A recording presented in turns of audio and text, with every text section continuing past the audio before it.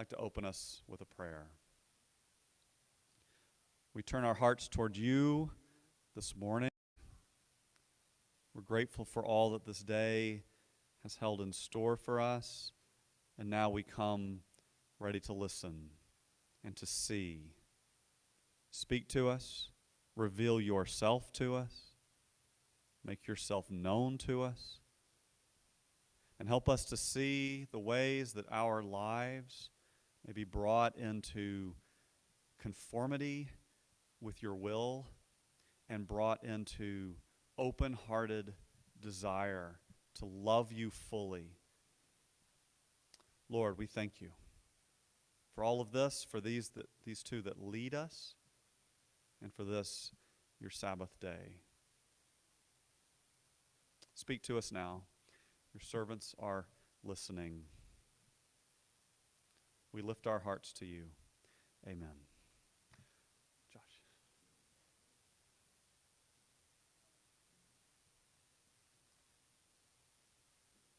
All right, it's good to be with you all.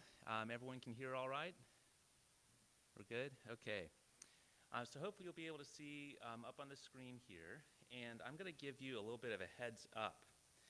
We have got some really great stuff to talk about together today.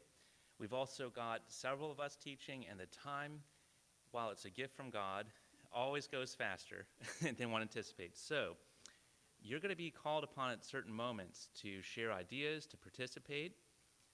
Be ready for that, okay? All right. So I'm Josh King, and I'm a literature professor, so I'm going to be bringing in some things about poetry today. But we're going to be starting with Exodus, because if you go to your guide for today and for the season of creation, you'll see that the story of Moses and his encounter with God in the wilderness, his calling by God, is central to the way we're going to be thinking about the season of creation. So I think it's important to come to this story first as we get into our discussion today, and we'll be coming back to it throughout the season of creation. So you guys are familiar, I'm sure, with the basics of this story. This is an icon that Eric has had up on the guide of season for creation, and sometimes we have it here in the sanctuary, of this moment where Moses encounters God at Mount Horeb. He's going to receive a call. What's the call he's going to receive out of this encounter with God? What's this leading up to? Yes, Rebecca. Right. Right. So he's going to encounter God in creation, in the wilderness, but it's leading up to joining in God's healing and saving work, his work of justice within creation. I think that's important to stress. This is where it's leading. But we want to think about the setting too. We know, because we know the story, where this is heading. Moses has no idea. He's leading his flock. He's doing mundane work. He doesn't know he's in a place that's marked off as holy. There's no temple. There's no religious rite to indicate he should expect some kind of spiritual experience. This is the wilderness. We readers get a bit of a cheat. We're told it's the mountain of God. Moses doesn't necessarily know that yet, right? He's going to find out this is a place he's going to bring Israel back when they're freed. It's called Horeb, and some ways of understanding that word is wasteland. So reaffirming this is wilderness, this is the mundane world. He's doing mundane work of shepherding. But there is something that catches his attention, that flame of fire that burns without consuming. There's a mysterious presence here he's drawn to look at, to investigate. He doesn't know what it means yet, right? As we go through Exodus, and as he does, he'll learn this is the sign of God's presence. Flame and fire often signify God's holy presence, his holy and saving presence. But Moses is just curious at this point. What's that thing over there? I want to go see it. So he's drawn to be curious about an aspect of the creation around him. And notice where God places this sign of his presence, in a bush, a very mundane desert scrub bush, right? Already we're getting a sense that The God who's going to call Moses is one who calls from within and in the midst of his mundane, common creation. And Moses is going to be called to join in God's saving work, a promise of peace and goodwill. Do we know of stories where a shepherd is in the wilderness, is invited to hear, join in God's saving work of peace and goodwill? Yes, Peggy. Amen, sister. That's right. Birth of Jesus, yes. So we're having a foreshadowing here. We can look back and see that this is the God who not only speaks and acts in the midst of his creation, calls us to join in his healing and saving work within it, but loves it so much he will become part of it to save and to redeem it. So the setting tells us a lot about the encounter Moses is going to have already. And of course, the main action, aside from calling, is looking. It bears just a little bit of, I think it's worth just ask how this looking takes place. So Moses looks, and again, he's at that point curious. What is this thing, right? But God works with that. He works with Moses' willingness to be drawn in. And when God saw that he turned aside to see, then God reveals the one who's drawing, who's calling within his creation. And he reveals who he is. And he gives Moses an invitation to see this place in a new light, as holy ground. There's no temple to mark that. God's presence in his creation makes it holy. It's not that the creation itself is somehow holy on its own. It's God who is there in calling Moses to meet him. And he says, take off the sandals of your feet, right, to show respect, to acknowledge that this is a holy place. God's creation is a holy place where he has come to meet you, right? But there's also a call back to that passage that Eric had pointed us out last time in Genesis 2. A reminder that Moses comes from this ground, from this soil. And we might even have a distant reminder of that garden that God invites humans to join and to keep and to tend. So a subtle reminder that this is the God who meets us in creation, who speaks to us through it, who calls us to see because of his presence there, it can be considered holy ground. And a reminder to join in that keeping, healing, tending work, which includes justice towards the oppressed, as Moses will soon discover. So these are all some things to keep in mind about this passage, about encountering and looking, meeting God in creation. And we're going to turn to a poet who a couple thousand years later reflects back upon this Exodus story, but in his own way. And I think he can invite us to think about what it might mean also for us. So his name is Gerard Manley Hopkins. I'm a big fan of his. He's a Victorian poet and also became a Catholic priest. So he converted to the Catholic Church in 1866, and he joined the Jesuit order soon after. You can see he didn't live very long, just 44 years, before he died of typhoid. But in that time, and especially after he became a priest, he wrote some of the most powerful poetry about encountering God in his creation that I think we have in the modern world. And he wrote it as he was studying theology for the priesthood in St. Beno's, is how you'd say it, in the Clwyd Valley in Wales.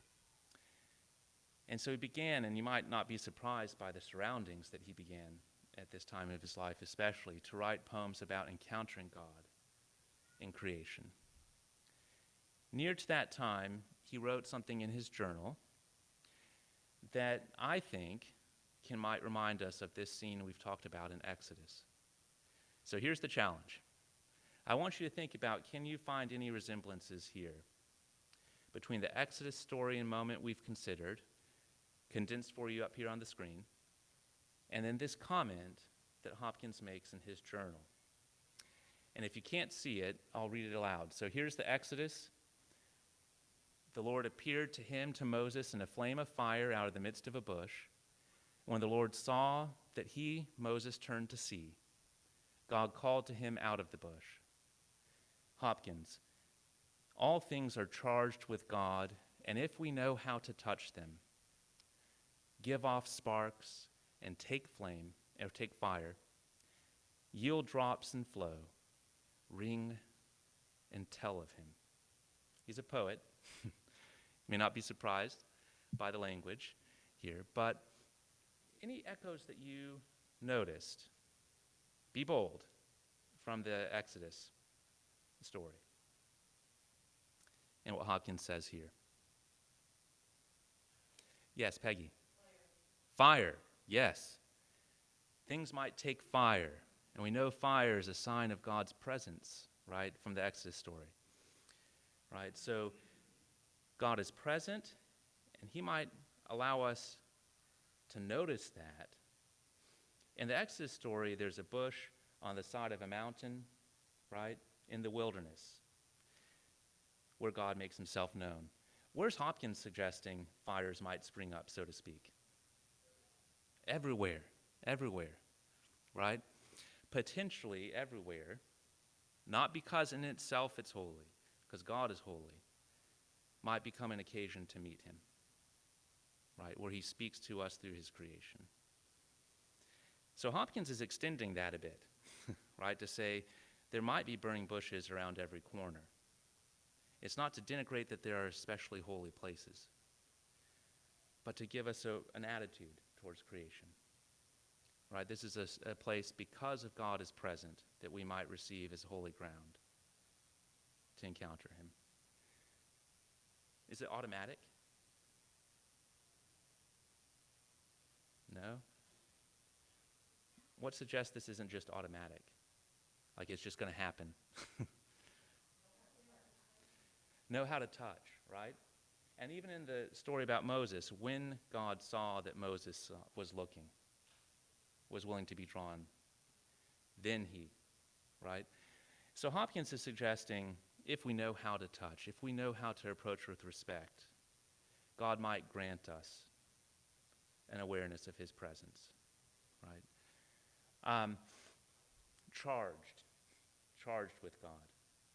If I charge you with something, it means I've given you a duty. So on one hand, Hopkins might be suggesting God has charged creation in part with revealing him, right? But also, we've got lamps over us. And this was something that Hopkins was experiencing by this time in history, right? Electricity. There's an electric metaphor here. I don't see the current of electricity unless it's activated, right? But it can be gathering, for example, in a cloud, building up many charges, unseen to me, then the lightning strikes. So Hopkins is also suggesting God's always present. Sometimes we become aware of it. Sometimes we see the sparks and the fire. But it does depend upon being willing to receive that. I'm curious, have you ever felt the mundane world, as it were, as Hopkins says he tries to here, charged, as it were, with God's presence? Have you ever had an experience like that? Does this at all ring true to anything you've noticed? And I will wait till someone says. Yes or no? Yeah. Well, we've got, Peggy, you are amazing. Well, go ahead and share with us, but someone else too, because Peggy's being very bold. Yeah.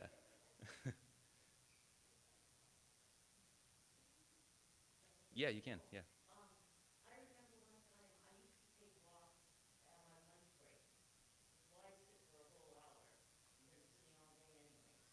Um, and I didn't realize above me they were cleaning the windows of a big skyscraper.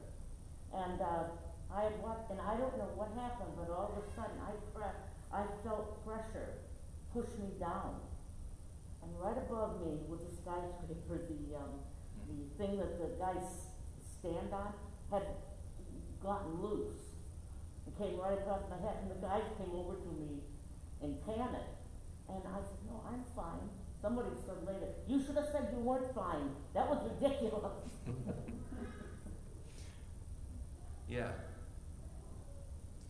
So a special charged moment, you might say, right? Well, you felt God's protection. Anyone else?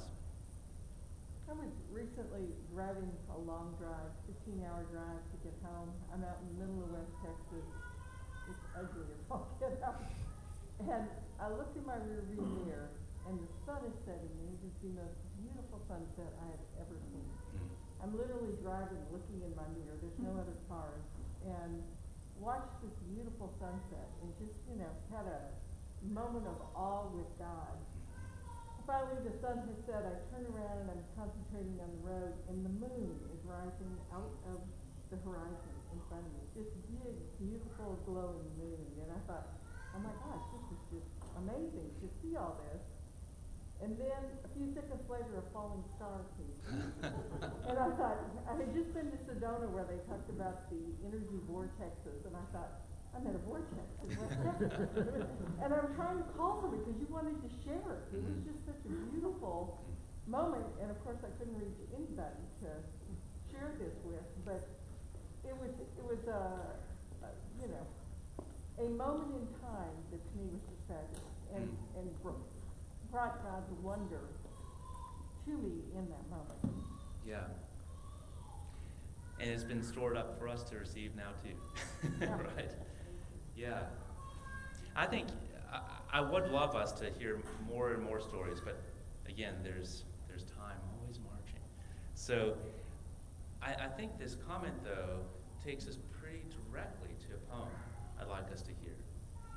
Because you encountered in the beauty of that sunset and the display, an almost dramatic act of the sunset followed by the moon and the shooting star, a sense of God's grandeur, his majesty and his power in creation.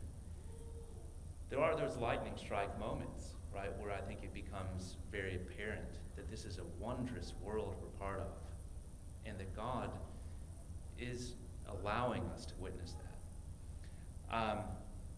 Not always. But Hopkins wrote a poem about these kind of moments called God's Grandeur. So the grandeur, the power, the magnificence of God and his creation. We're not going to talk about the whole thing, so don't get scared. Just a few lines, but I want us to hear it. The world is charged with the grandeur of God. It will flame out like shining from shook foil. It gathers to a greatness like the ooze of oil crushed. Why do men then now not wreck his rod? Generations have trod, and all is seared with trade, bleared, smeared with toil. And wears man's smudge, and shares man's smell. The soil is bare now, nor can foot feel being shod. And for all this, nature is never spent. There lives the dearest freshness deep down things. And though the last lights off the black west went, O morning, at the brown brink, eastwards springs. Because the Holy Ghost over the bent world broods, with warm breast and with bright wings. So, we'll come back to that dearest freshness, bright wings. But we want to just look at a few later in the season of creation. But we want to just look at a few moments here to use our time well. I don't assume all these images are intuitive. So just a few things to help us visualize them. The world is charged with the grandeur of God. We've heard that metaphor in his journal of God's presence charging everything like electric current. Sometimes we're zapped with it. We're made aware, right?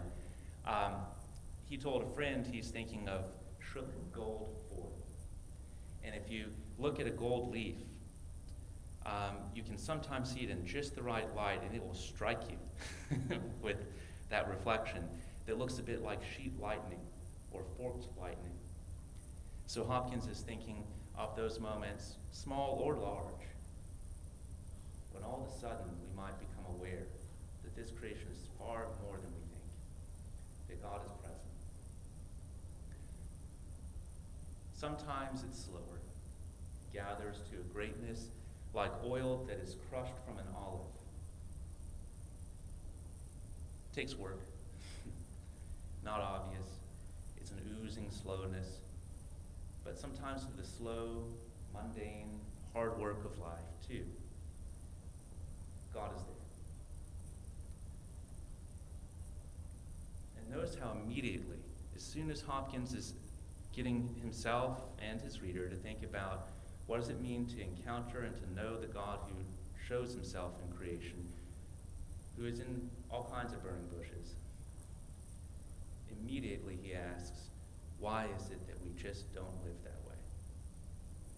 Why is it that men do not now recognize his rod and his sovereignty?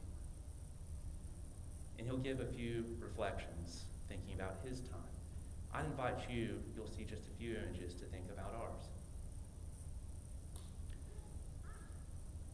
Certainly he's thinking about Birmingham, where he had worked, literally being smudged with the stain of abusive labor, of abused landscape and environments, sharing man's smell. He's also thinking about the 15 million tons of coal burnt every year in London that he had lived near and that were turning the sky black. And certainly in the generations having trod in weary toil, he is thinking about those he wrote about not long before this poem in a letter. It's a dreadful thing for the greatest and most necessary part, the working classes, of a very rich nation to live a hard life without dignity, knowledge, comforts, delight, or hopes in the midst of plenty. A plenty and a wealth that they have made. England is itself in great measure founded on wrecking. And in that wrecking, you might hear an echo of wreck his rod. Because people are not recognizing God's presence in his creation, they are wrecking it, and they are wrecking people too. So we have an ironic echo of the Exodus story. The soil is stripped bare. Our feet are shod. It's an image of a shoe with an iron casing on the bottom, or of a horseshoe nailed to the horse. We can't feel it anymore. So what would it mean to take off our shoes now?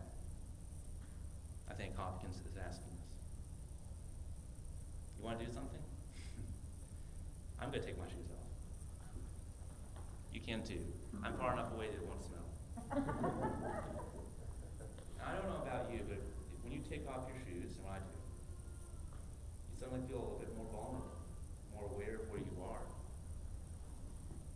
I think Hopkins is asking us to ask a few questions as we do that, as we think about what it might mean to take our shoes off in this place. Here are just a few. First, just what would it mean? But here, particularly in this place, what could it mean to call this holy ground? Where God is present, where he can call us into his healing work. What it need to include acknowledging generations who over this same land have trod in oppressive toil and pain. So those are just some questions to leave us thinking about. And Jenny is going to help us think even more carefully and closely about this place and some of those generations.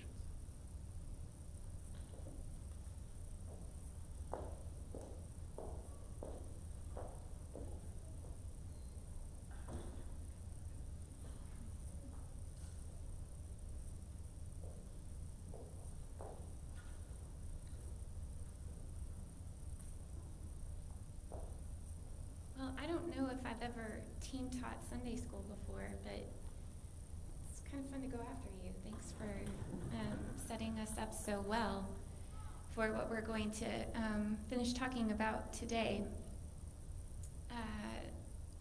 Eric, will you give me like a 5-minute warning when it's okay?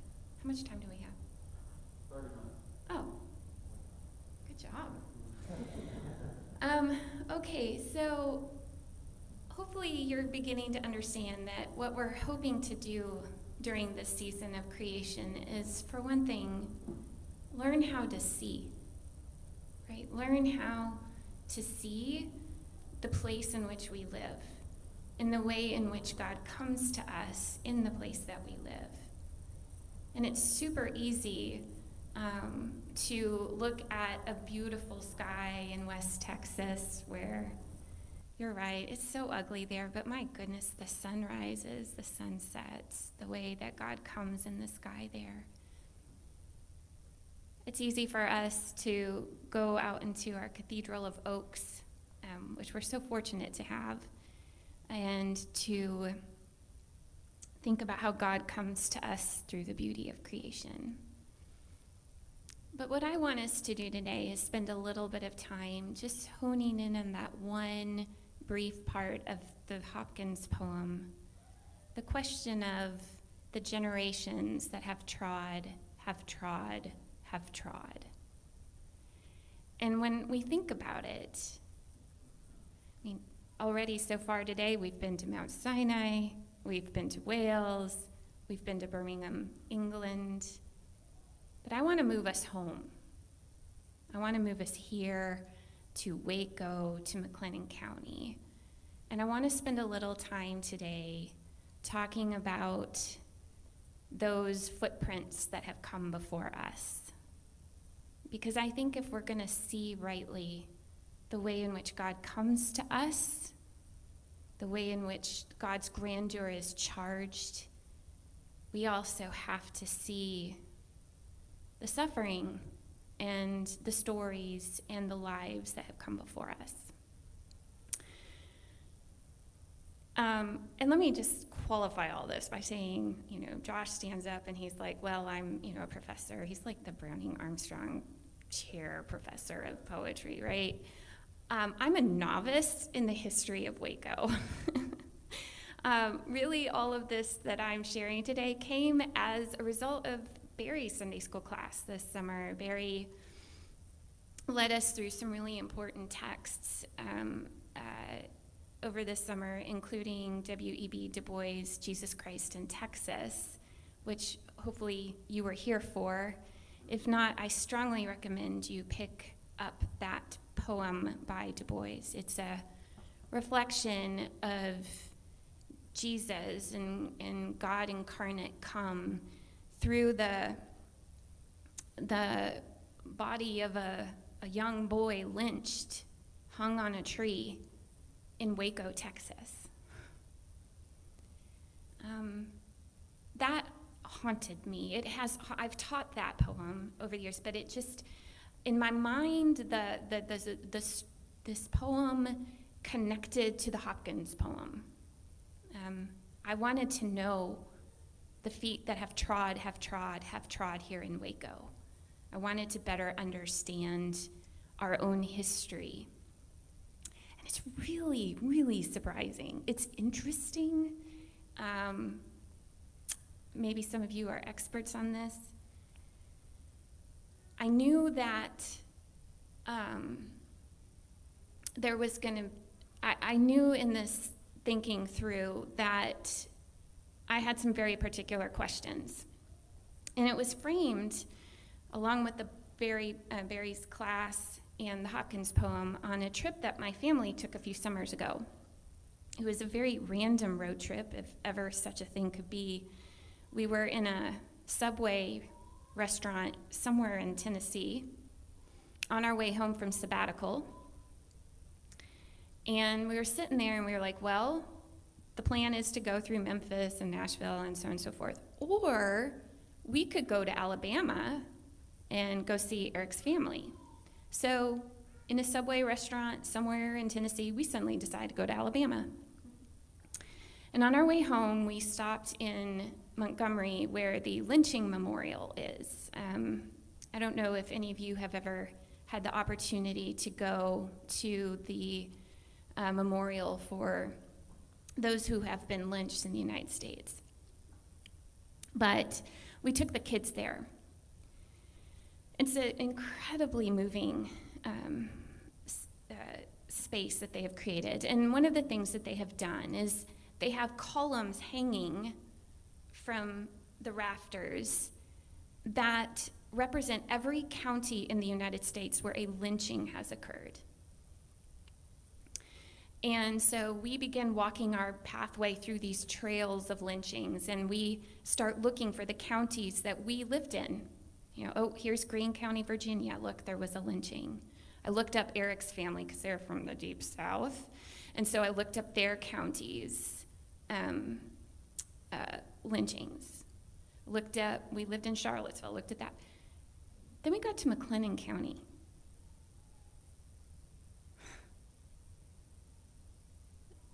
Most counties had, 2 or 3 lynchings.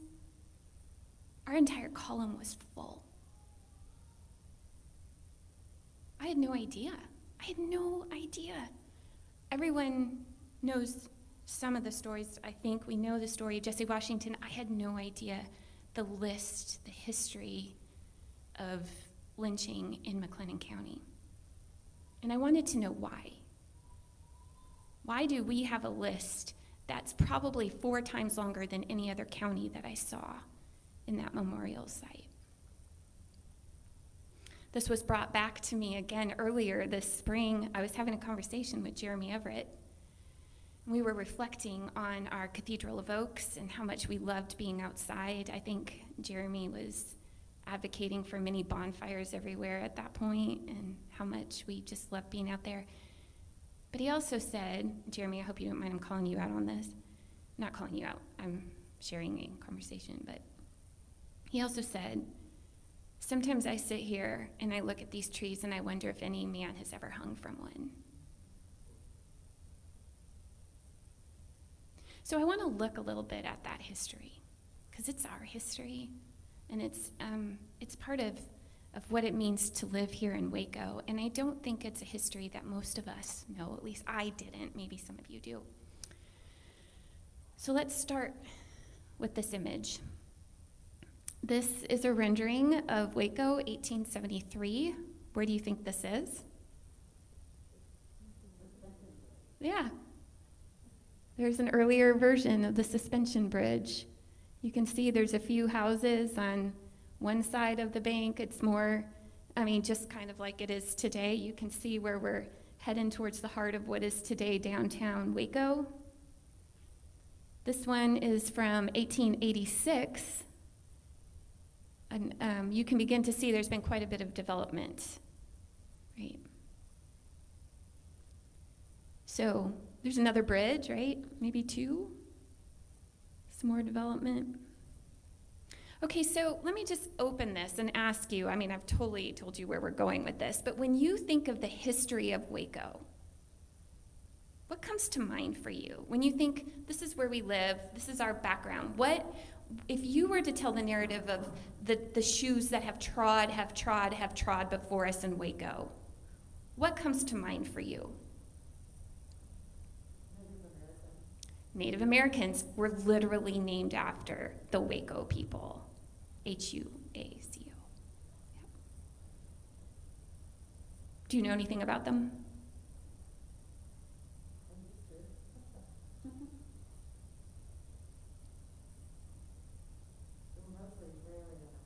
That's right. Yeah, I've got some images. This is a photo, and it's spelled 2 different ways, but this is a photo by Gildersleeve. You may know that name. He's our famous photographer. So this is, early 20th century, actually, some of the Waco people that were still here. Agrarian in the summer, and then in the winter they would migrate and hunt. Here's one of their dwellings. Anyone else? Wasn't Waco at one point called Fish Let's go back and look at our geography here. What's distinctive about this map that stands out, that helps you know this is Waco? The river, right? It's the Brazos River. That river, in many ways, was the dividing line between the South and the Wild West. We are literally at the crossroads. Cotton production occurred all the way to the Brazos River. But the Brazos River is where the line stopped. Also, you can kind of think about it today as I-35. I-35 is the line, historically, between Southern kind of culture and the West.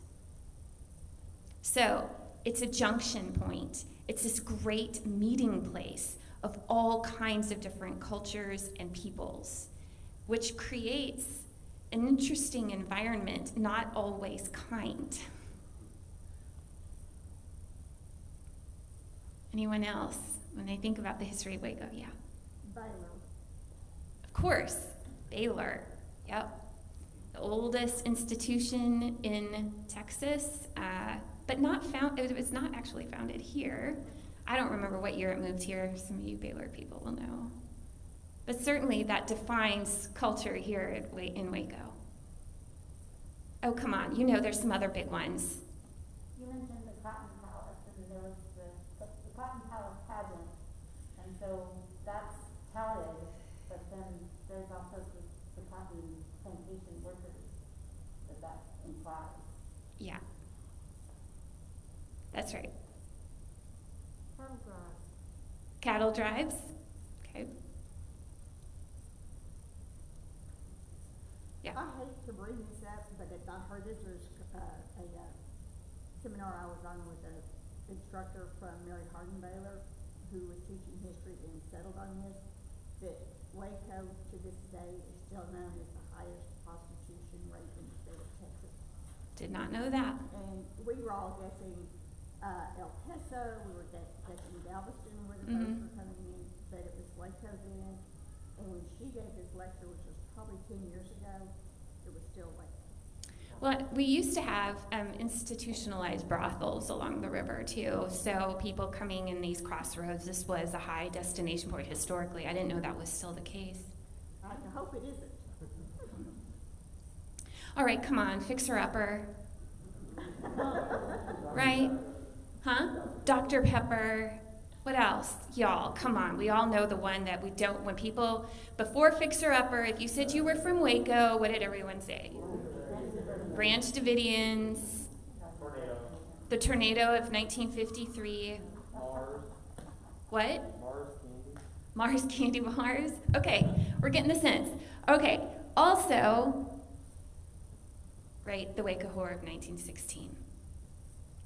So before Branch Davidians, if you said you were from Waco, this was probably the thing that most defined us for generations. Anyone know what I'm talking about? This is the lynching of Jesse Washington. I purposefully chose a blurry picture. Also taken by Gildersleeve, right? He was there. In fact, there were 15,000 estimates of citizens that came out to celebrate the lynching of Jesse Washington. To give you a perspective of that, I looked up the data. 1900, there were 21,000 citizens in Waco. In 1920, there were about 38,000. So somewhere in between, probably closer to 30,000 citizens in the town, 15,000 came out to celebrate the lynching of Jesse Washington. And of course, as I mentioned, this is not a singular act.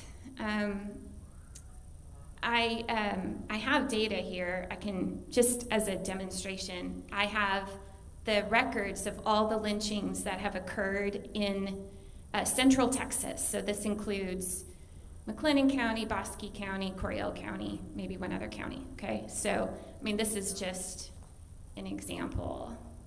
These are all the recorded lynchings in central Texas. You see the lines? And that's the thing That's right. These are the recorded lynchings.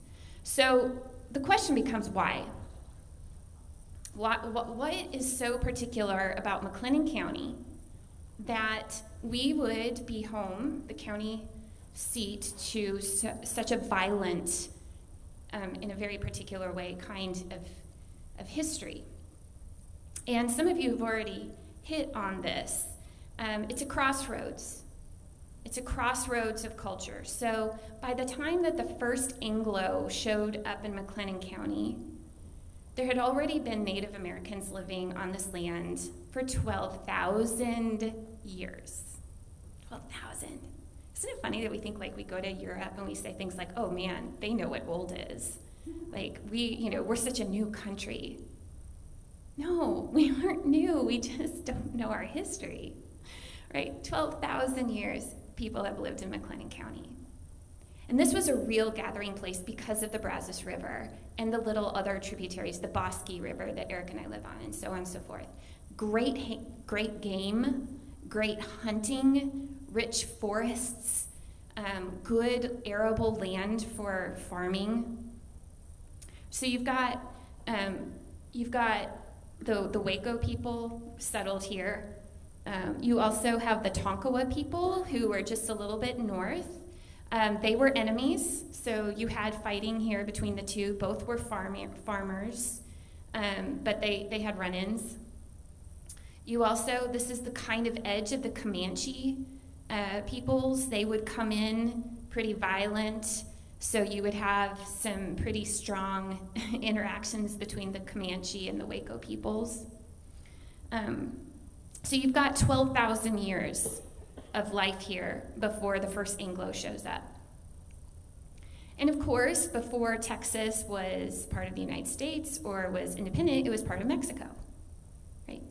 So this was Mexican territory, and you have large populations of people coming from Mexico.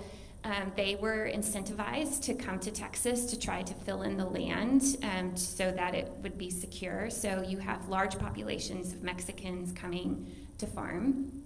So you've got Native Americans, you've got Mexicans, and now you start to get the Anglo growth. You start to get people coming from the east who are looking for a new start in the west, a place to farm, a place to get their own place. And historically, Texans were, if you settled in Texas, you might be running from something. There was an acronym that people would leave on their doors, GTT, gone to Texas. If you owed bills, if you had an affair and you were about to get caught, any kind of scandal, head to Texas. So you get a colorful group of folks settling at first, right? These are small farmers, poor folks just trying to make a living off the land. But then eventually we also get large landholders coming to Waco. Landowners or landholders who use slaves. Cotton is labor intensive. If you're gonna make a living, you gotta have a lot of labor and you gotta have a lot of land to process the cotton. So you get a large population now of landholders with slaves. So again, Native Americans, Mexicans, Anglos, and now we have slaves, all here at this crossroads. Now, just a little bit more history about these dynamics. In Mississippi, in like the 1850s, you had about 10 people per square mile. In Texas, you've got 2. It's very spread out. You're also very close to Mexico. Mexico had a approach and a policy to slavery that was very different than the United States. They prohibited slavery. It was outlawed. And in fact, it's one of the reasons why we had the battle for independence, that Texas wanted to be independent from Mexico, was because the people in Texas wanted to keep their slaves. So I'm just going to read you one quick quote here from Santa Anna. Anyone know who that is? Let me see if I can find it really quickly. Yeah, here we go. So he says in 1836, for those of you who don't know, he was the general that stormed the Alamo and defeated the Texans at the Alamo, right? So growing up in Texas history, he was the bad guy. So February 16th, 1836, Santa Anna writes, "There's a considerable number of slaves in Texas who, according to our laws, should be free. Shall we permit these wretches to moan in chains any longer in a country whose kind laws protect the liberty of man without distinction of caste or color?" So in other words, one of the great motivating factors for Santa Anna was to end slavery. And I have more quotes if you want to see in response from people like William Travis and Stephen F. Austin, who knew that what they wanted to do was preserve slavery because it upheld culture. Okay, so you've got Mexico that outlaws slavery. You only have 2 people per square mile. What becomes the case in Waco is this becomes a great place to escape slavery if you are a slave. You've got the Brazos River, you've got the Bosque River. If you can get away from your plantation and get to the woods, all you have to do is head to Mexico, and you're free. If you're in Mississippi, where are you going to go? But if you're in Texas, you can escape. And in fact, there were groups of people from Mexico that would sneak over the border like an underground railroad and help slaves escape. Did you know this? I didn't know this. The Rio Grande was the site of freedom. If they could just cross the river, they could have a new life. Here's one quote from a newspaper. It said, "The Rio Grande had long been regarded by Texas slaves as the Texas slave as his El Dorado for accumulation, his utopia for political rights, and his paradise for happiness." It's a little bit different way of thinking about the Rio Grande. So, what that meant was that plantation owners had a heightened risk of escaping slaves. So what do? Well, you have to change culture. You have to invoke fear. Because if you don't, you're going to lose your slaves. So we begin to see a change in culture. We begin to see a change in narrative.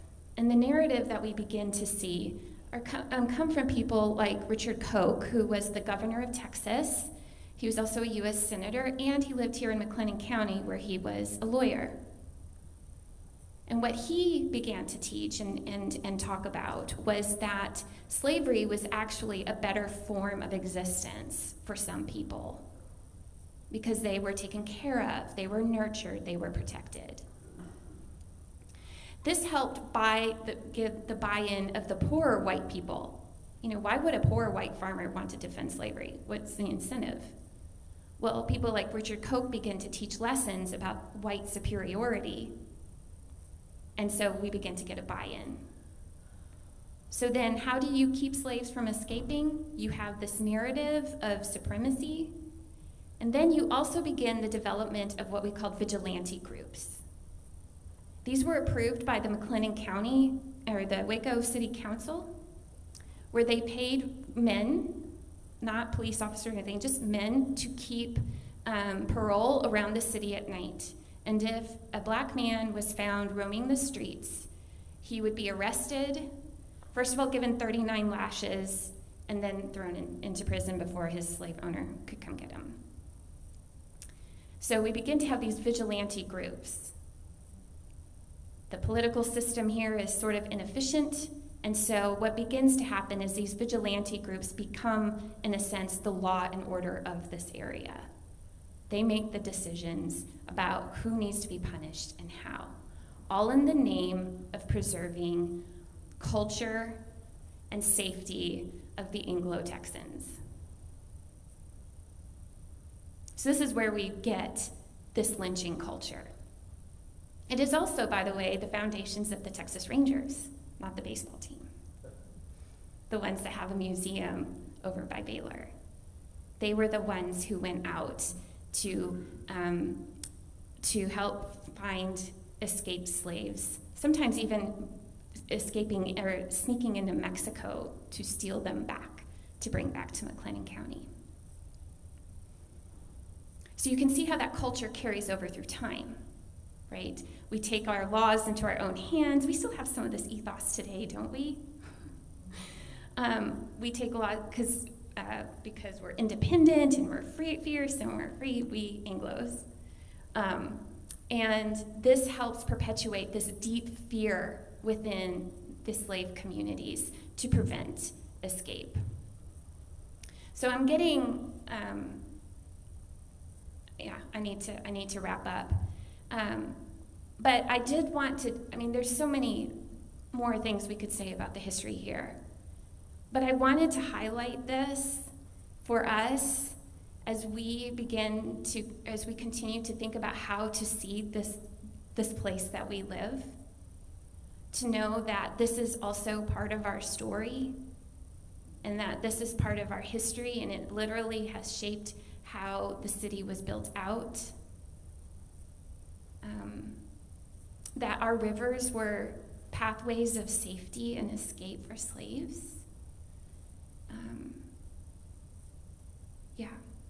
Any questions before we close? I hope we have a part 2 at some point. This is very informative, thank you. Yeah, there's certainly more. If you're interested, a really helpful book is called Lynching Culture in Central Texas. I'll get that information on our website for you.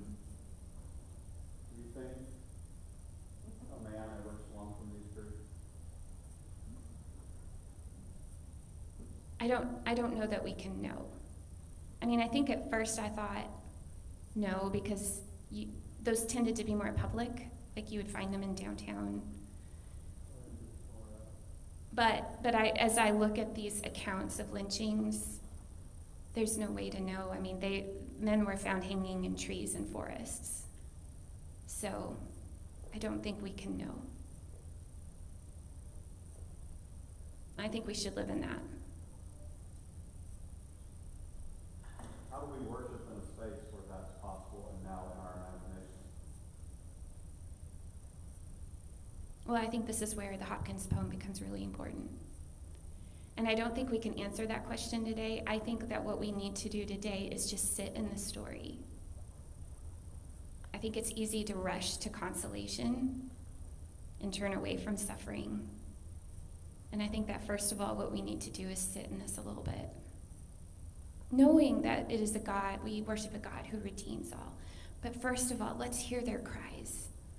We don't know the stories of the Waco Indians because we ran them all off. But imagine what their cries were like when they had to leave this land. And I think we should give that space.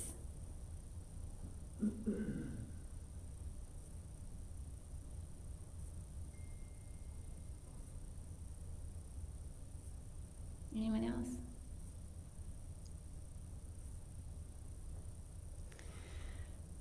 Well, on that cheery note, Eric, do you want to close us?